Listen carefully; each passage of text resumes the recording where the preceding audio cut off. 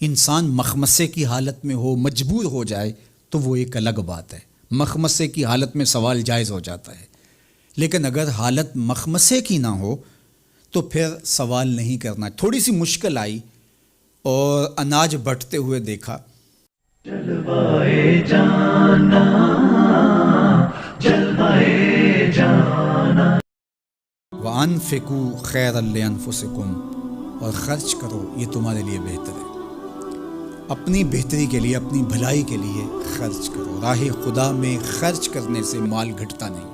میرے اور آپ کے آقا و مولا نے ایک مقام پہ قسم فرما کے 3 چیزیں بیان فرمائی، اس میں سے ایک چیز حضور نے یہ ارشاد فرمائی کہ جو شخص معاف کر دیتا ہے، میں اللہ کی قسم اٹھاتا ہوں کہ اس کی عزت کم نہیں ہوگی۔ دوسری بات یہ ارشاد فرمائی کہ جو مانگنے لگ جاتا ہے، سوال کا دروازہ کھول دیتا ہے، اللہ اس کے لیے محتاجی کا دروازہ کھول دیتا ہے۔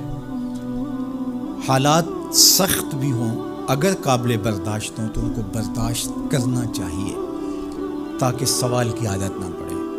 انسان مخمصے کی حالت میں ہو، مجبور ہو جائے تو وہ ایک الگ بات ہے، مخمصے کی حالت میں سوال جائز ہو جاتا ہے، لیکن اگر حالت مخمصے کی نہ ہو تو پھر سوال نہیں کرنا۔ تھوڑی سی مشکل آئی اور اناج بٹتے ہوئے دیکھا تو خود بھی سوالی بن کے جا کے کھڑے ہو گئے، جبکہ ہمارے گھر کے اندر اتنا کچھ موجود تھا کہ ہم گزر کر سکتے تھے، لیکن مفت کا مال ہے لہٰذا کوئی حرج نہیں ہے، تو پھر آہستہ آہستہ انسان اس کا عادی بن جاتا ہے۔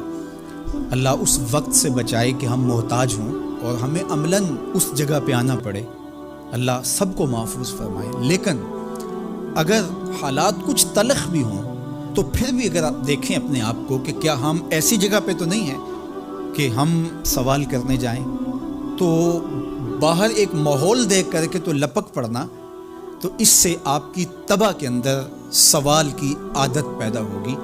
تو اس لیے جو مانگنا شروع کر دیتا ہے پھر اس کے لیے محتاجی کا دروازہ بند نہیں ہوتا، الا یہ کہ کوئی سخت مجبور ہو جائے تو شریعت اس کو اس کی اجازت دیتی ہے۔ تیسری بات میرے اور آپ کے آقا و مولا نے جو قسم کر کے کہی، ما نقص مال عبد من صدقہ، کہ صدقے سے بندے کا مال کم نہیں ہوتا۔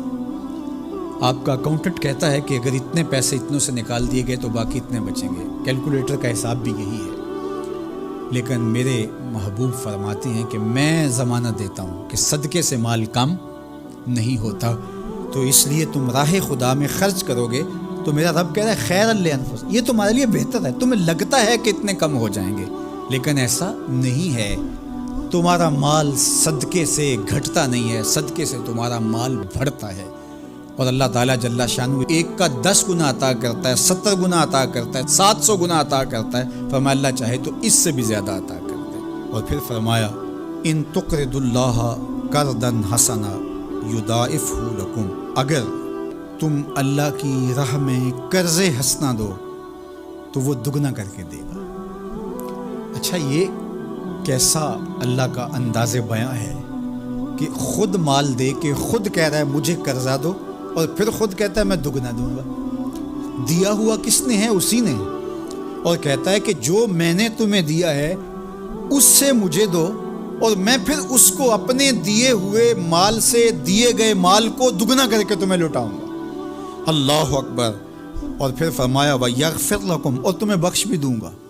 واللہ شکور حلیم، وہ شکر گزار بھی ہے اور حلم والا بھی ہے۔ اللہ اکبر، وہ بردبار بھی ہے، وہ تمہارا شکر گزار بھی ہوگا، تمہیں دگنا کر کے بھی دے گا، تمہاری مغفرت بھی کر دے گا، اور تمہارے مال میں کمی بھی نہیں آنے دے گا، اور یہ بہتر بھی تمہارے لیے ہوگا۔ یہ تمہاری آزمائش تھی، تمہارا مال تمہیں دے کر تم سے مانگا، اور جس کے لیے مانگا اس کو اللہ ڈائریکٹ بھی تو دے سکتا تھا، لیکن کہا کہ اس کی آزمائش ہے کہ اس کو غربت کی بھٹی میں ڈالا گیا۔ تمہاری آزمائش یہ ہے، تمہیں فراوانی دی گئی۔ اب دیکھیے کہ وہ آزمائش میں پورا نکلتا ہے، تم آزمائش میں پورے نکلتے ہو، دونوں آزمائش میں پورے نکلتے ہیں، یا پھر تم نامراد اور ناکام ہو جاتے ہو۔ اللہ اکبر۔ اللہ جل شانہ پورے عالم کے اوپر پھیلی ہوئی وبا کو دور فرمائے، بالخصوص امت مسلمہ کی خیر کرے، اور میرے وطن پاکستان کو امن کا، نور کا، رحمت کا گہوارہ بنائے، اور یہاں نظام رسول کی بہاریں پیدا کرے۔ اللہ ہمیں معاشی بحرانوں سے نکال کے معیشت کا استحکام عطا کرے۔